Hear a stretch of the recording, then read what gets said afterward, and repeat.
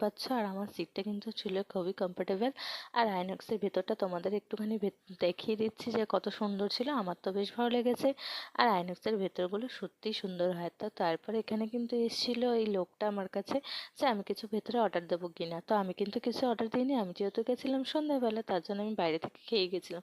তার জন্য আমার পেটটা একদমই ভরা ছিল, তার জন্য কিন্তু ভেতরে অর্ডার দিইনি কিছু। আর ভেতরে কিন্তু অনেক কিছু দামও ছিল। তো তারপরে এখানে শুরু হয়ে গেছে আমাদের মুভি।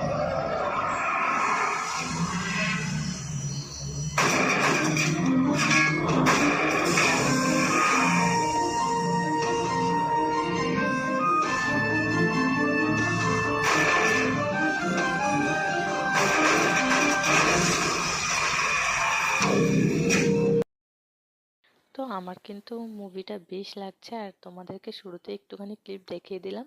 এরপর আরো সুন্দর সুন্দর মুভমেন্টের ক্লিপ তোমাদের সঙ্গে শেয়ার করব।